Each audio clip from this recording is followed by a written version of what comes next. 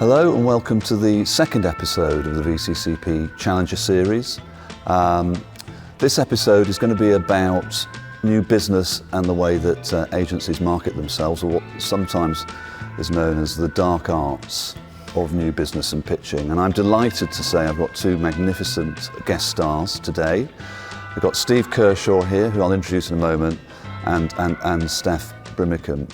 And Steph is, I think, possibly the world heavyweight champion of new business. She's our Chief Growth Officer, amongst other things. And she's so good, if you follow me, this is her track record over the last 8 years from Campaign's pitch study, which shows VCCP coming first throughout the course of her involvement, apart from 2018 where we came second, but she wasn't in charge then because she was on maternity leave, so that was Rhodey Darby's fault, I'm afraid. So she knows what she's talking about. Equally, Steve knows what he's talking about. He's both poacher and gamekeeper, having worked at Cadbury and Britvic, and then I think it was a good decade in charge of global new business at BBH, which was, one might say, the golden years of BBH. And so again, fantastically well qualified. He's now runs his own consultancy, doing new business and many other things beyond that.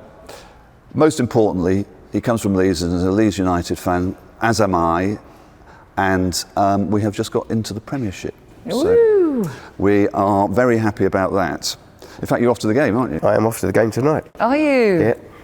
So on that jolly note, Steve, I'm going to ask you the first question, which is philosophical. Why do clients pitch? Very good question, of course. I think the reason why clients pitch is multivarious, of course. Often, as you know, something like 40% of new marketing directors decide they will pitch their business inside the first 12 months. Yeah. So part of that is due to the fact that either they want to make a mark straight away and show change, or they decide they'd quite like to work with people they already know. And so one of the things about new businesses, there are multifaceted reasons why people decide that they're going to pitch. Other reasons are they're not very happy with the service that's being provided. It's rarely the creative work, it's nearly always the fact that there are elements of the service or the remuneration that clients are unhappy with. So there's lots of different reasons and there's no kind of catch-all. I think the key thing I would say for agencies is if you've got a new senior client, you need to view it first as an amber to red light as opposed to a green light and just say, we're going to show them how great we are, which a lot of agencies do, and it's very, very, very naive. Yeah. And when going in, I sometimes think, actually, Steph, we'll get your view on this. There's definitely the new broom. Mm-hmm. There's also, am I looking for a team of people to work with or an end product to run? Yes. Or am I just looking to save costs? Those can be three factors. Steph, And I think given also, obviously, tenure of the average CMO is still under 2 years, Yes. which is pretty phenomenal in the sense of kind of how short that is. So I think there is that immediacy of, I'm going to make a decision relatively quickly about, Yes. am I going to stick or am I going to twist? So I completely agree with you that there is this amber to red warning. And, we've seen many evolutions of CMOs and the C-suite, haven't we, with our existing client tenure over, many, many years. And, we're really pleased with our kind of client tenure record, but I think you need to default almost into pitch mode when those new clients tip up, because it's never great, of course, retaining or kind of being in a retention situation, but it is inevitable that it's going to happen, and that can be a procurement force decision, and that's fine, and that's part of a process, and you have to absolutely not be complacent and go through the motions as you would in a normal process and absolutely throw everything at it. But I think the other key thing for me is that agencies tend to focus on the brand and the work they've done on the brand and less on the people. Yeah. So when a new person comes in, people should take a bit of time to work out, who is this person? Where have they worked before? Does anyone in our agency know him or her? What do they like? What do they dislike? The more you understand the people, you're halfway to solving the problem. Take an interest in them as much as their brand, and you're doing the right things. Absolutely, completely. Because I mean, people believe in people and people buy people, as we all very well know. But it is, if you've inherited an agency, which will very often happen, then you want to be able to feel that that's something that you would have made that decision doing as well. So I completely agree with you. I think it is all about, and it comes into something we'll touch upon, but around sort of what do clients ultimately buy, and as you say, still at the top of the tree, largely is people. Yeah. I mean, it's almost a truism, but it's very easy to walk straight past it. And it's a very good point you make that never think. We have a phrase here, which is only the paranoid survive, which is why we drink so much coffee. But when a new marketing director arrives, that's red alert. It's not let's show just what a great job we're doing. You've got to go for everyone else as well. Like you say, to tip up with your creds and be like, aren't we marvellous? Yeah. All this great stuff and talk we've done. Yes, well, there's lots of stories. And also ask them what their objectives are coming in. Totally. And people often don't. No. They're very naive questions. These are very important points being made here. That you've got to understand what their agenda is. No, I agree. So why do you take the job? What are you interested in? What do you think is missing? How can we help you achieve your objectives? So play on their side of the fence. It's not us v them. It's not us playing on our pitch, them playing on their pitch. It's on the same. My analogy is always, it's like a game of doubles in tennis. It's you and the client versus the competition. It's not you versus the client. And sometimes agencies forget that. Mm-hmm. No, I agree. And how much do you view sort of their previous track record? Yes, please, Charles, thanks. Just taking my job now. Agency that they've worked with in the past. Do you get would you recommend getting fixated on that? Is that a thing? I don't think there's no point in getting fixated because you can't change that. The past is the past. It's all about the future. Most important thing is, what is this person what's their objectives? What are they trying to achieve? What's going to make them look good and be successful? How can you help them achieve that? Now, sometimes it is for money. Mm-hmm. It's in essence a cost-saving exercise. One of the things we've tried to do more over this run of 8 years is decline pitches more. I think we've gone from 1 in 6 to 1 in 4. Car manufacturers can be quite naughty in this respect. What would be your advice? I mean, actually both of you, but we'll start with you, Steve, of when you think, no, we can't just go into a costing exercise because then you're going to get lowest common denominator. I've got a very simple rule. Personally, if the key criteria for a pitch, or even actually very high on the agenda, is saving money, I won't do it. I'm not interested in agencies, if you like, going for something where they're not going to get less money than the incumbent, because that says the client doesn't have the right attitude towards paying a fair price for a fair job. Yeah. And I think it's fair to say there has to be a negotiation, and for me the negotiation runs in parallel to the pitch process, not at the end. So there's open transparency about what people are looking for, and agencies need to justify what they're charging and why they're charging it, and fight their corner. Yeah. What I won't do is run any pitch that is really finance-led, and I would advise any agency to do the same. Yeah. No, thank you. I mean, it's interesting you say that, because I couldn't agree more, obviously, but I don't think agencies traditionally, and Charles said, we've become much better at this, but are particularly, we're not particularly good at protecting ourselves in that situation. And I've been in many a situation where you've been, it's a fantastic brand and everyone's very excited, and there are particular sectors that are sort of, I would say, worse offenders with regards to not only. But they often get what they deserve. Yeah, they do. True, absolutely. But I think you go, it's sort of a bit, if we all did have a bit of the same agenda and the same kind of perspective as you say, things might change, because I feel that there will always be, someone will always accept the, and they're good agencies, but they'll accept the terrible payment terms, or they'll accept the kind of. It comes down, Steph, to asking the right questions up front. Yeah. Agencies don't do this. They go, we're so excited, it's a great brand. Yeah, and we're coming on to this, aren't we? Okay. Because we've got Kershaw's golden rules. Right. But it's a key point. You only really, in a new business situation, obviously you only have one opportunity, and you've got to ask the right question. So we will be coming back to that. Yeah. But I'd say more frequently, I get calls directly from procurement teams going, we've worked our way, we're halfway down our list of suppliers. We're now looking at this as a kind of a mass, and are you interested in sharing your rate cards? Because we're literally going to do, and you go, no, thank you. We're not. And then there's, you'd be happy to run a pitch where the client's basically looking for work that's ready to go, or is that an issue for you as well? Well, it's not an issue for me, but it's the wrong criteria.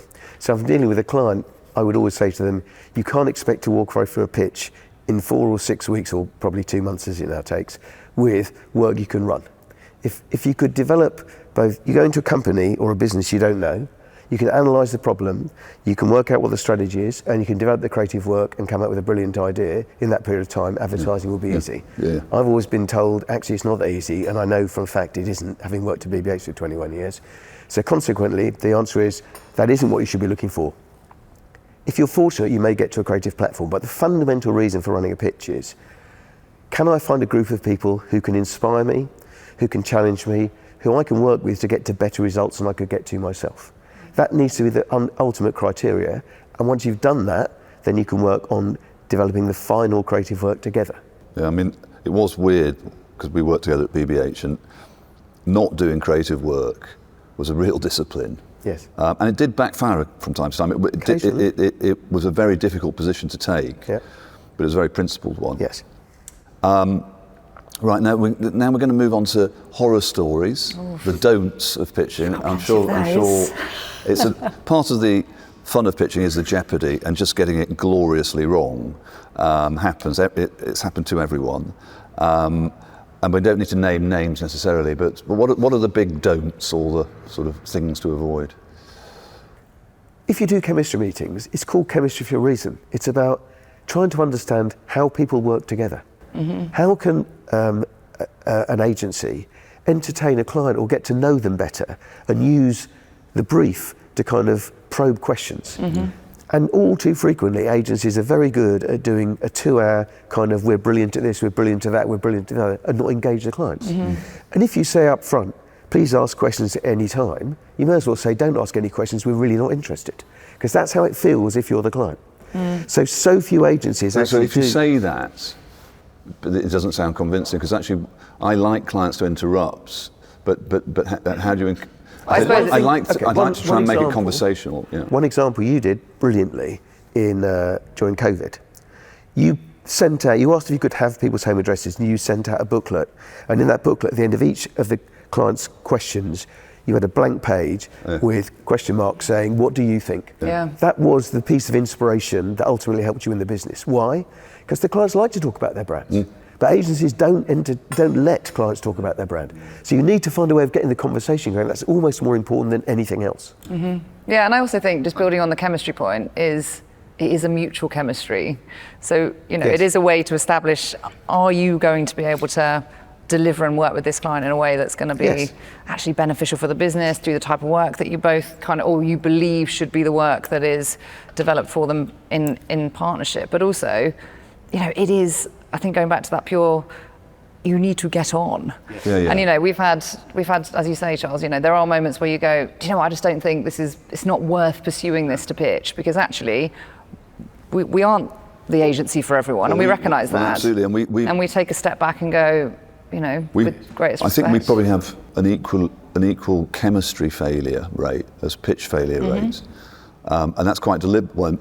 When I run a chemistry meeting, for that very reason, it's not trying to find an innocuous consensus. It's are we on the same wavelength? Is this worth going through a whole pitch process?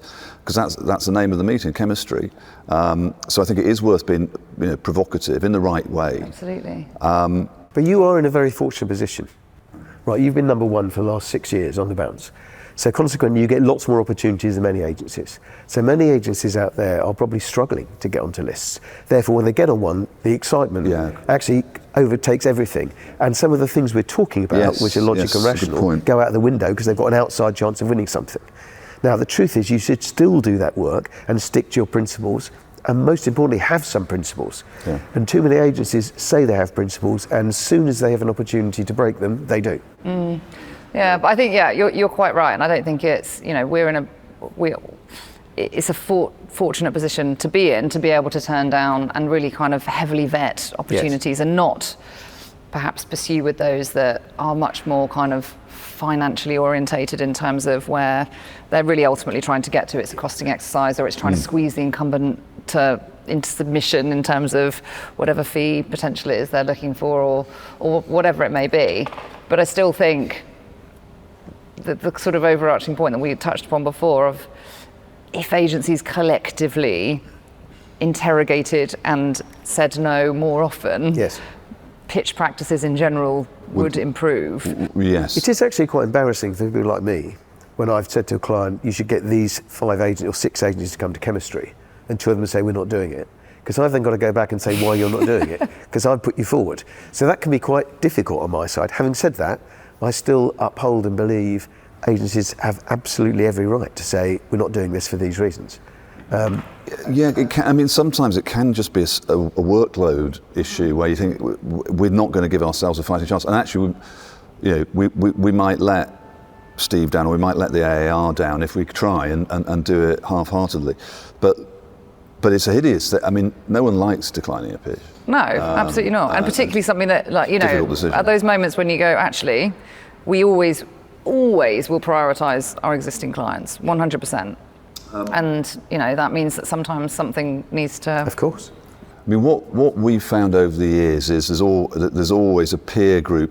You end up, there's sort of group clusters of agencies that end up on the same pitches. What are the sort of main two or 3 factors that you think get you onto a list? What are the? Is it just simply the recommendation, or is it a combination? Well, as you probably well know, most clients don't spend all their day thinking about advertising. Absolutely. Their knowledge of agencies has always been relatively wafer thin, and it still remains so, because there's thousands of agencies. So you're spoiled for choice. So I think the issue then becomes, clients often will either have, I always ask, who have you worked with before? Who do you like? That's a good criteria to start with, because actually you've got some faith and trust. Secondly, is there anyone you've heard of who you'd like us to talk to? And interestingly, there's always 1 or 2 agencies that are very prominent from a PR point of view and are very kind of the moment. And often clients say to me, I'd really like to go and see agency X or agency Y. And there is no doubt, looking at from a behavioural science point of view, that psychologically they go into the agency wanting it to be good because they've heard good things. Yeah. And I've worked out over time that if I put agencies forward, say for chemistry, and 2 or 3 of them are either known by the client or they want to go there, those people start with a slight advantage against everyone else. And I now say to the agencies who they didn't know, you're starting very marginally behind, not hugely, but marginally, because they don't know you.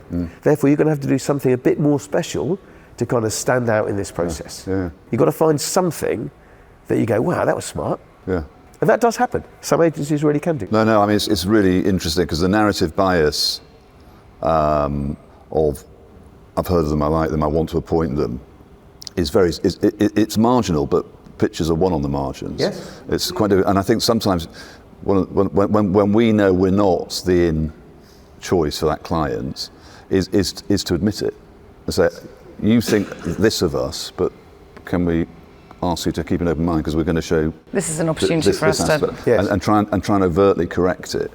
But I think I fluffed my lines here, because we should have done Kershaw's golden rules for agencies, and that's okay. We can walk up to that now. But we can come over and do your golden rules. I think we've done them for agencies, but we can recap. We can basically recap. But because we're at the rules for clients, and that point, I think it's amazing. Although I'd love to be a fly on the wall in the pitch, it must be exhausting. The time to do the job well, the time you've got to commit to the process. Just run through. I actually ask at the first point, ensure you set real. I ask for someone from the client side to help organise all the meetings, because they know the people's diaries, and it's very important that actually you get all the meetings in. Because funnily enough, CEOs or even CMOs are busy people, and you're asking for a lot of their time. A lot of their time they don't normally have. The second point we've already talked about, be open about who's involved in the final decision up front. I've had occasions where people have said, oh, the CM or the CEO's going to come. To me, unacceptable. It's also completely unacceptable if they go, we can only make 2 of the 3 meetings. Literally ludicrous. Can I just interrupt with it, because when we were at BBH and pitched for Virgin Atlantic, and absolutely had agreed that, no, yeah, you're right, we don't need to show any creative work, no, it's strategy, it's strategic development. Only Virgin Atlantic, only fly long haul, I think was the core thought. And they went, right, you've got it, you just need to present the creative work to Richard. And Bogle went, no, we don't, I told you, well, you've lost then. Yep. and so you've got to, this is a big point. Exactly. You've got to know, and it's just not a fair contest. No. If suddenly people suddenly appear later on in the process. Correct. Well, yeah, and you haven't been taken on that journey. I think that is, and we can always kind of be amenable and do the catch-up meetings and this and that, but it starts to unravel at that point, doesn't it? Completely. Completely. So, provider scorecard sounds very kind of obvious. Most people don't.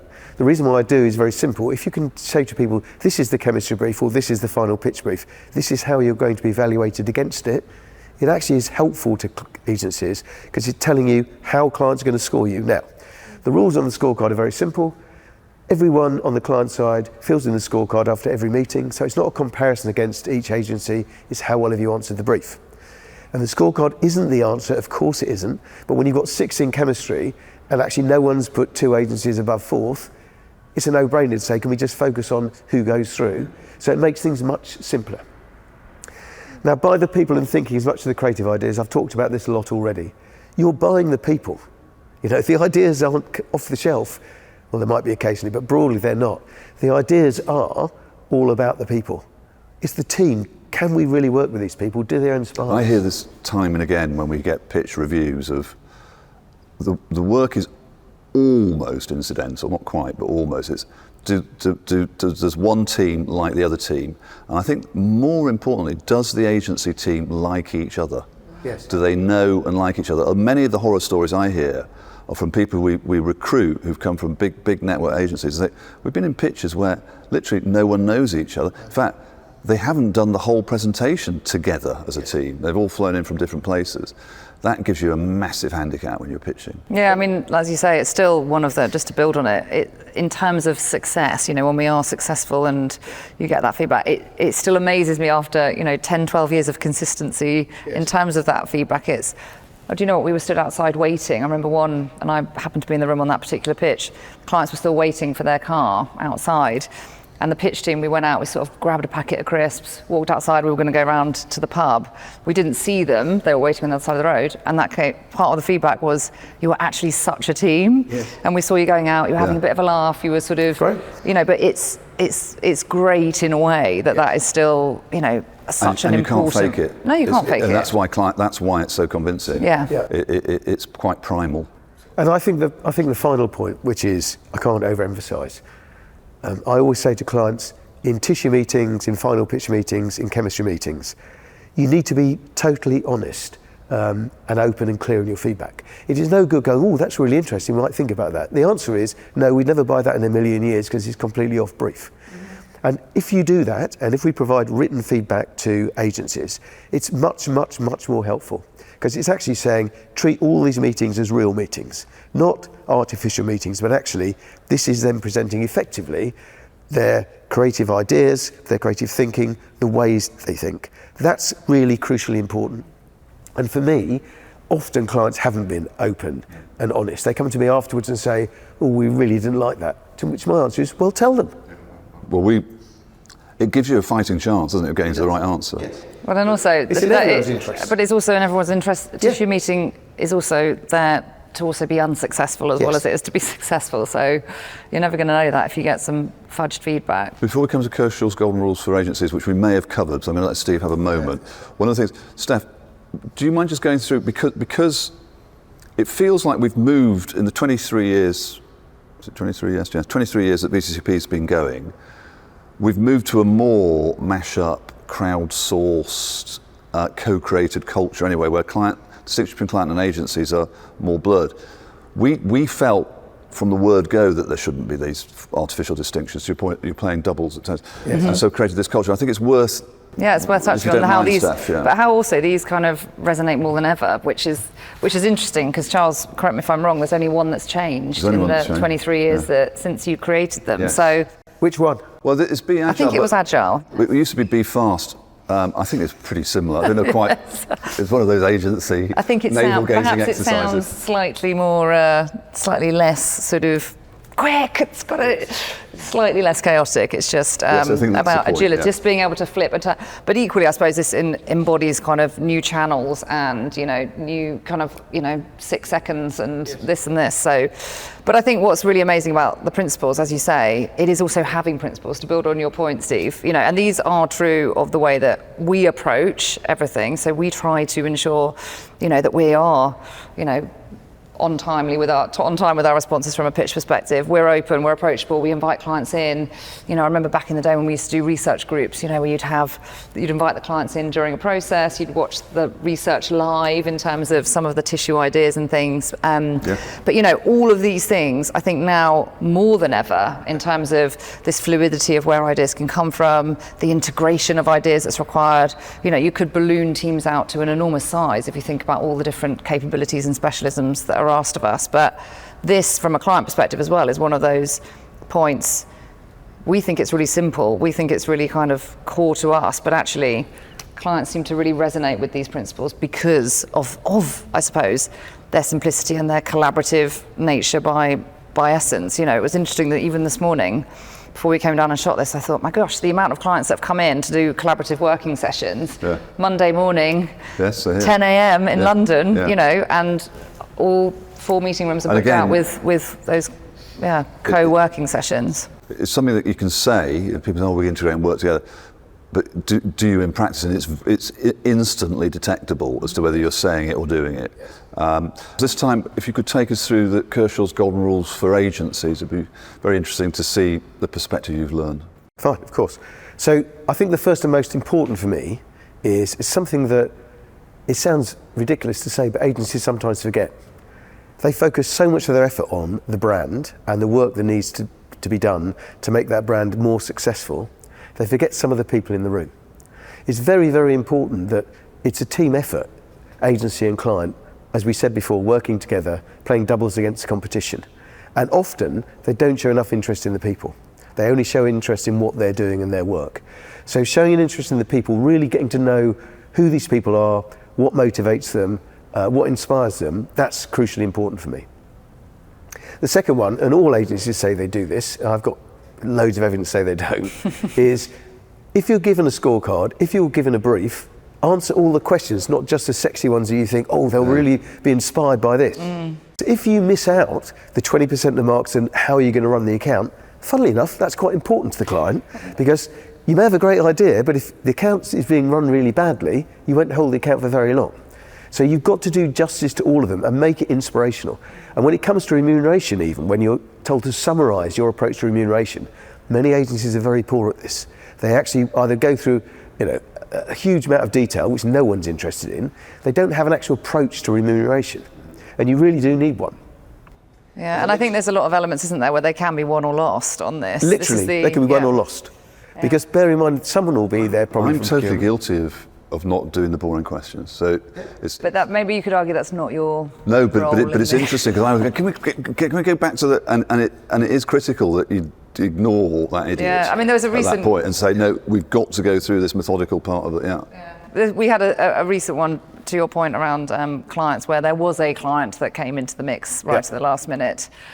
And actually, but from a judgment perspective, that client was only interested in, just they were the most kind of senior ranking in that detail, in almost like the non-sexy questions in the background. I just went, I'm sure that my team have made a great decision on the kind of creative, fun aspect of this. I'm going to have a view on this point. And actually, it was very level between us and another. And you won. Because of the amount of interrogation into those. That's fine, small margins, as we said. It's small margins, absolutely. This is a bet noir for me. Have a plan for when the tech goes wrong. It so often goes wrong and people are so surprised it's gone wrong, and it's the most unsurprising thing in the world. And whether the tech goes wrong or something else goes wrong at the pitch, and it often does, work out what the hell you're going to do, because although it's embarrassing for you, it's doubly embarrassing for the clients. And when agencies then come back to me and say, I think we handled that pretty well, what do you think? The answer is no, you didn't. It was an absolute shambles. And they don't think highly of you. But I think Mark, the point you were making earlier about just have someone ready Yeah. to run, That's who's visual. good at ad-libbing. A bit of patter, yeah. just in between. and take it, and then you take it in your stride. It's not rocket science, No. but virtually nobody has done it, in my humble opinion. The next one's really crucial. Agencies don't ask who's involved. They don't ask how they'll be assessed. They don't ask who's coming to the meetings. They allow different people to come to different meetings. Literally hopeless. Because if you've been to half the meetings, you can't possibly be a fair evaluator of what's going on. Right. You need a set team, and that team can change. So it may be, if the CEO is coming, he comes to the only final pitch. As long as you know that, Yeah, you can you tell can the prepare for agencies it. about that. They can ask the questions. And that's very important. But people don't ask those questions, or they think, well, they told us it will be this, this, and this, and then they change it. And that does happen too frequently. And as I said before, the one thing I would say to agencies to do is find something to challenge on the brief. Find something where you're demonstrating you really do think outside the box, that you really are actually challenging them, and you're going to offer that inspiration. Because people like this. They like the fact that someone comes with something a bit off left, providing it's relevant. And getting the balance right, not Getting the balance right. not completely No. overcorrecting, Yeah. but doing something that's thought-provoking. And particularly, I suppose, would you say that's kind of pertinent if you know you're in that position where you might be a fraction behind in terms of Yes. you might not have that existing relationship, or you might not have worked with them in the past, or have really kind of clear sector experience. You sort of need to Definitely. demonstrate I that would point even categorically more. say that's an absolute imperative. Because otherwise, all agencies are the same. And every agency tells me they're vastly different. Very good, thank you. I mean, one of the things I find with when I'm reading a room is if clients look relaxed and impressed and happy, it's a problem. Yeah. I tend to agree with that. Because they're not really bothered. No. They've already, someone else is already basically appointed in their mind. It's when they're looking full of concentration and a bit fraught. Yes. It matters. There's jeopardy. You're in the race. It's quite. I don't know whether that's the right. That's totally true. If you will all know this if you're an agency, that if you don't understand your client, then you almost certainly mess up as you go along. So, for example, I always use the analogy of Unilever. There used to be two people that made it to the top at Unilever. On the left-hand side were the people that really wanted brilliant creative work, and on the right, on the other side, were the people that merely wanted all the research ticked and all the boxes ticked. So when you're presenting creative ideas to these people, every strategy chart you put up for the creative person, you're losing the sale. Conversely, over here, if you just go straight into the creative, you've lost the sale because they're literally floundering around. Yeah. So understanding them, and part of a pitch process is this, getting to know the people is crucially important. One of the things that can happen on quite a regular basis is the clients say they want to really disrupt the category. Yes. And they want to completely reinvent the whole of the way their target audience views the brand, and not mean it. Yes. And Steph's very good at sort of decoding sort of hype versus this is actually inherently quite a conservative client. So sometimes I think it's challenge a conservative brief, and sometimes it's almost slightly beef up and reinforce an over brave brief. I think that can be. Yeah, That's very it's true. interesting I think it's true. Yeah, and that's again sort of a recent example of that was, really exciting. Got everyone going. The brand, great opportunity, global brand, bit of a market leader, but very much being challenged by new incumbents into the new entrants into their sector.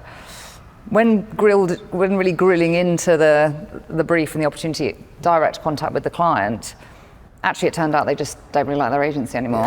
Yes. And they were like, do you know what? There's been a people change on their side. Yeah. We don't That really like happens them. ever so often. It does happen. And then they went, but don't Yeah. worry about 2p because we can probably, wherever it moves to, we can probably get the good people. I'm thinking, oh Yes. my God. Yeah. The whole avoiding if you're an agency and there's a danger. I have done, and the truth is, sometimes you're brought in too late. It's already completely broken. And so even though you can get to some kind of resolution, the truth is the fundamentals, it's already broken inside. Yeah. So there's no fixing it. Yeah. Other people who, maybe there's been a change of personnel, maybe there's been new marketing director, one example, or maybe there's just been other key changes, as you said, the agency's changed their team. Sometimes it can be very beneficial to do that, and it's almost like reset. Yeah, It's reboot and absolutely. reset and start again. And some people are very up for that because they don't want the hassle, because it is a lot of hassle, of running a full-scale pitch. So it's definitely worth doing, I think, if things aren't perfect.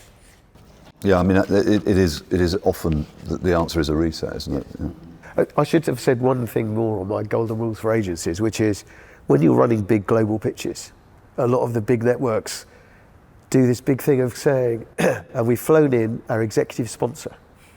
And the only thing I've learned about executive sponsors is they'll fly in and you'll never see them again. Yeah. And they change everything when they come in, and it's a complete no-no for me. So as soon as someone says we're flying an executive sponsor, I'd say, I think you're wasting your time. Now, that's my own view, but they may not agree with that. No,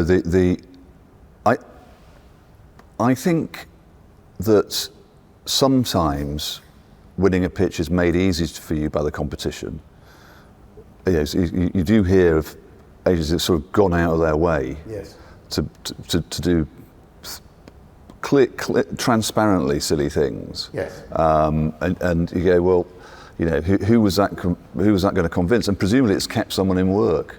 It wasn't, the goal wasn't to win the pitch. No. The goal was to maintain some bureaucracy or some hierarchy within an agency structure. And of course, that's not going to last over time. And I suppose that's a great thing with pitching, is it's very honest, as in Darwinian honesty, of which agencies are capable of delivering under a test. It's sort of, you know, there's, if you look at the way networks can shovel accounts around their business, it masks weaknesses, whereas new business, you can't do that. Now, Steph, we have touched on this, but I'd like to give it a bit more thought about when not to pitch, or when to push the chemistry meeting to be quite binary, at least.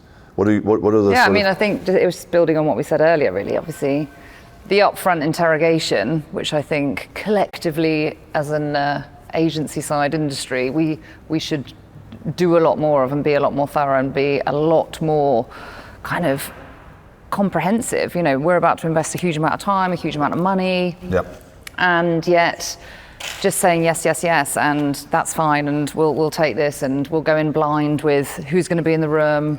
You know, even to the sort of, and I know this is we ask every single time, are you going to pay a pitch fee?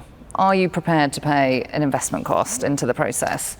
You know, what are you expecting? You know, the old classic IP, because of this. You know, what are the parameters that we're working within? And I think they're all really fair questions. You couldn't hold back, could you? No. It was just too much. Go on, sorry. Gosh, I'll have one chunk, thanks. Steve, you're not keen? It's almost obligatory. I'm a devotee of Cadbury's. I still only buy Cadbury's chocolate. I'll have a small amount, thank you. But I think there's lots of, if we, to the point of looking at ourselves, if we haven't got the right teams to work on that particular brand, I mean, we've had some horror shows before where you've, going back to one of your earlier questions, where we've been so desperate to do something because it's such a great opportunity, but the only team available, and it's not to say that that team wasn't a great team, but that team just wasn't the team for that particular brand. Yeah. And this was a particular, this is many, many years ago, but particularly prolific kind of fast food brand, and we probably fielded the most, and I'm being very stereotypical, the team that you would look at and go, you have never been in to any form of fast food establishment, let alone this one in particular. Great, brilliant, iconic brand, but we just shouldn't have done it. We just didn't have the right teams available. We didn't have the right kind of dynamic. I just also think we shouldn't pitch when, resource-wise, as you say, we always put existing clients first. If it's all a bit fuzzy and not very clear and not very defined from a process perspective, absolutely. I think with global pitches, we aren't everywhere. No. And we will very much, I've got a sort of live process going on at the moment where we've gone, just to reiterate, we do not have offices in the two other markets that you are talking about. And please don't come back at the end of the pitch and go, yeah, you didn't have offices in those two markets, and that's the reason why. And well, that's good. But you can't be more explicit than that. And I think sometimes I've got this sort of niggle now that I go, even if they say yes, I'm not entirely sure that, that because I know that our competitors are out there and brilliant because they have got that coverage, but we should just be And kind you would of... be exploiting that if you were our competition. I mean, I think that's Of course you will be. There are many ways to skin a cat, and apparently, one of the things that we have the advantage of being a close knit team with a very collaborative culture, but we don't have a flag in every country. No. We don't offer a big bureaucracy. So one of the things that my sixth sense immediately reacts to is a clearly bureaucratic committee-led client almost certainly isn't going to suit us. Because that suits a network. Almost by nature, the cultures are mirroring each other. You need that sense of alignment of clear, small decision-making units that want to make an impact rather than maintain the bureaucracy. And I think you've just got to be honest sometimes. As you were saying, you can sense it, can't you? You can sense it, and I think that. But then again, that's we're in a fortunate position where you can make those judgment calls, and also, it is incumbent on us to also be aware of what we're stepping into. And I think having things like what are you prepared to invest in this, knowing how far we're prepared to push it. When is your kind of cut-off point where you go, and we've had many an instance recently where I think there's a lot of clients that are looking at new media forms, so AI for we've got a great proposition in that space. We're doing some really interesting work. There's definitely kind of a lot of interest in just having a look behind. Yes. And it's not really, you're not really buying, you are just looking. And so also trying to make sure that we're maintaining kind of a bit of integrity in terms of what we are then developing work for and going forward for. But it's a constant battle in terms of knowing, when to say no, when not to say no, how much you invest, how much you don't, and you've just got to make a judgment. And I think it is a bit of an individual judgment. Of course you can have your rules, but it's down also to based each. on the people on the other side. Absolutely. And we have a criteria where we look at a bit of a scoring criteria from a pitching perspective, but also what does the opportunity offer us as a business, because you are going to have your big creative flagship moments, you are going to have your global moments where actually it might be a bit more hard working, the brief and the opportunity. It's not going to be your kind of big can winning opportunity, but it offers lots of other things as well. So no, well, that's another thing. I remember being taught this when the IPA used to do. They'd get the equivalent of staff. Well, no one's the equivalent of staff, but a poor imitation of staff to speak to the whole of the industry about how to approach a pitch. They don't seem to do that any longer. But one of the things this guy was saying, they'd had this amazing winning streak. It was something like Ogilvy's, or it may have been GGT, I can't remember. Anyway, he was famous at the time, did this talk. And one of the things he said is, the work you're producing, the purpose of a pitch is to win the pitch. Yes. It's not to win an IPA Effectiveness Award, and it's not to win a creative award.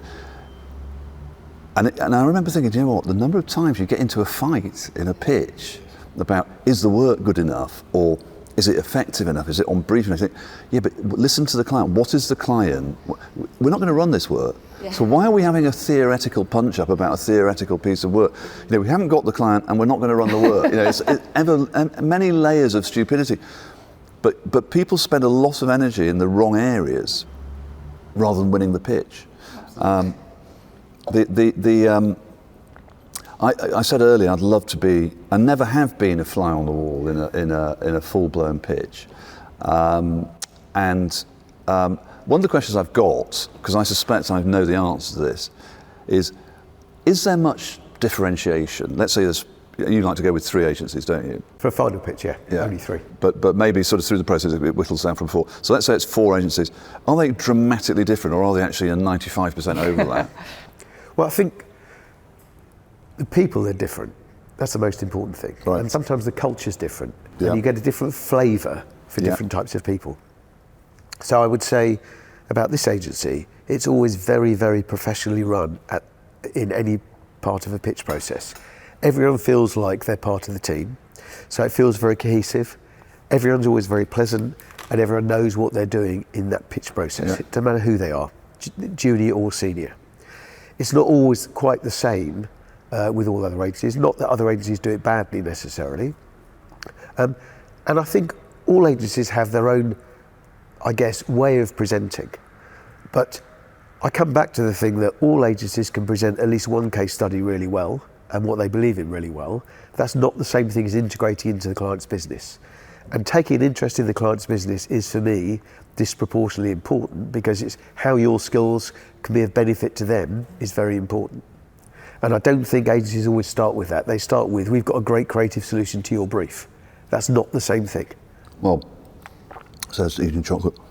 There's a classic story of this. We had a pitch. It was combined incumbents. So our client was visiting their agency and their client was visiting our agency. And to our client, when it went to the other agency, they were saying just how good they were. And look at these creative awards and how creative they were. And so our client went, well, where are the awards you've won on the piece of business you've currently got? Yes. And no, we haven't got any of those. No. And he said, that was so fundamentally a bad approach, because you'd said how good you were, but hadn't mentioned that you hadn't been very good on the only piece of business that was relevant to that meeting. Yeah. So I think agencies do get, everyone can get self-obsessed. Yes. When it can't possibly help, given human nature. I have got one other question, which is we're heading to, unless there's other things we want to say, I've got a final question, because I'm always intrigued by this. Is we quite often, when we lose, they say, "Oh, you came from very close second," and we always feel that's just letting us down lightly. Are there close seconds? Yes. There can be very, very, very close seconds. There's a pitch that you won where, in fact, 2 pitches you've won that I've been involved in, which were close, and I would say, in both occasions, one came down to the fact of, am I buying the people or am I buying the creative idea? Right. And actually they had to bring in a more senior person in this organisation to say, actually, you probably need to buy the people rather than the idea. And there was consternation among the clients. Some of them were really cross. But there you go. You've got to make a decision. It's not often the case. Often some agencies are winning all the way through the process. I had one where a media pitch where an agency came from literally miles behind to win, and the reason they won was they listened to all the feedback and they acted on it.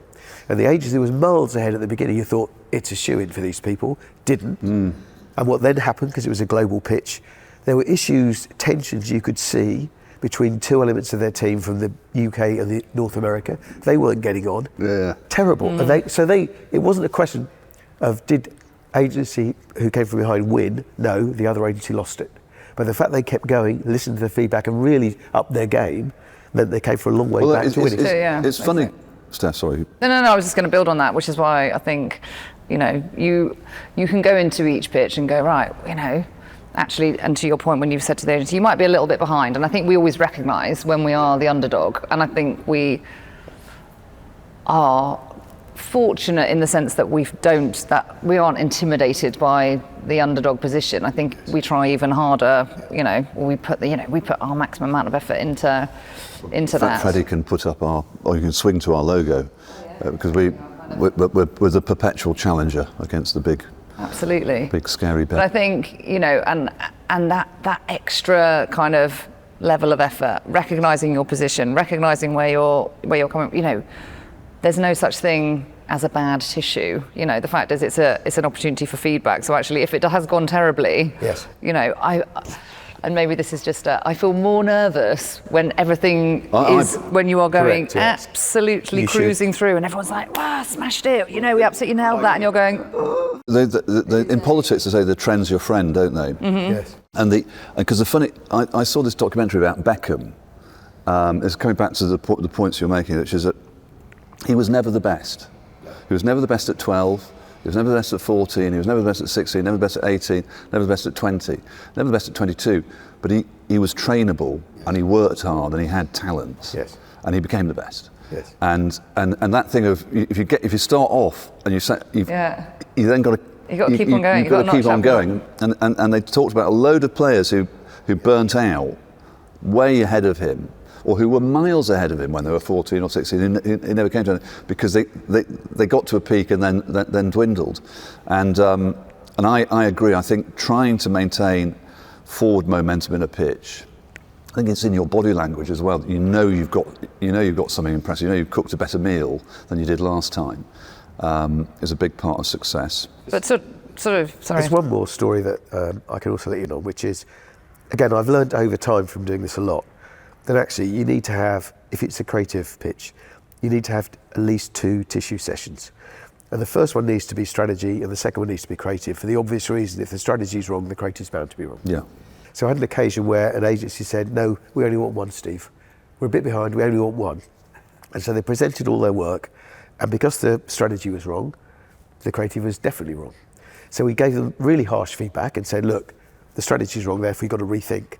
And what they did was they came back, they did rethink, and they did an absolutely brilliant final presentation. However, it was just too little too late. And the client said, if they'd have come with that thinking at the tissue stage, but because other people were so far ahead of them, they couldn't make it up. And also take a hint. You've been invited to have 2 sessions. Take both sessions. Exactly. You know, I mean, whatever you can do, if Yeah, you're not presenting your full every meeting with the strategy. client's really important. Yeah. Completely. I mean, I think that's the thing. It's sort of, back to your point, Charles, of, coming a close second. Yeah. I think we've been in many instances where we've come a close second and you go, oh, no one remembers second place is my view, and that's just like, regardless, it's a loss. Like, you must have been pitching with someone else. And my final one is, only once, and I was actually at BBH when this happened, only once have I ever known a client to be honest enough to say, basically, I could, when there's an incumbent agency and he went in as new CMO, and he basically went into the incumbent agency and said, look, I'm the new CMO of this big global bank. I've already decided I want to work with someone else. So I can run a pitch and you're not going to win. So it's entirely up to you. If you want a pitch, I'll run one, but you're not going to win it. Now, most clients aren't brave enough to do that, partly because they've got the whole process that they have to go through. But even so, some clients need to be braver because they've already half made their mind up, which isn't fair on agencies. Yes, it's very unfair if it's a foregone conclusion, but 3 agencies are there to make up the numbers. It does happen. Yeah, no, I can imagine. That coronation, I remember. In fact, BBH have been coronated a couple of times. They got Tesco the same way, didn't they? I think it's perfectly acceptable to forego a pitch. What I actually detest, and I have been, and Steph, you'll remember 1 or 2 of these as well, where you know it's a formality. Yes. And in fact, on one occasion, we absolutely declined to pitch, but we kept being reported as if we had pitched. And there was this absolute desire to create this facade rather than just be honest. Now, we said at the start that sometimes this is called the dark arts, and that was, there are times, occasionally, where people break rank, or even clients can behave badly from time to time. But principally, I hope we've shown between us that actually pitches can be done on a level playing field, that the best team will win if it observes Steve's golden rules, and also is a team. I think that's probably one of the main findings. Totally. And can I build on one more point, Yes, which please, was your final point as well, in terms of when you do come second place, or you do, don't feel that is that's it, and that's the end. And I think, you could have built up, there can be very, very genuine client reasons as to why you didn't. And, we will always take it on the chin, and you take it and you obviously move on. But at the same time, you lose to win. And I think, we've had some great experiences where the feedback has come back, and true to their words, the brand has come back. 3 years later, we've kind of stayed in touch. We've done those good things and not sort of walked off in a huff, which I think also, you do hear of businesses being, agencies being genuinely cross, and you just go, they had to make a decision. So like, and equally it falls against all of us at times. So I think don't, necessarily think that is the end, as you say. No, lose to win, just keep on. No, it's amazing. I mean, one of our principles is be unprecious, and you do have to have a thick skin. And you have to in every situation when it comes to existing business or new business, but new business in particular, you have to build the whole time. It's the next step. It is there's sporting metaphors here, but you don't look back at what went wrong. You look forward to what's going to go right. Right, now unless there's anything else you want to say, Steve, I'm going to say thank you very much, Steve. It's been a great conversation. Thank you very much, Steph. Wonderful as always. And I hope you enjoyed episode 2. Thank you.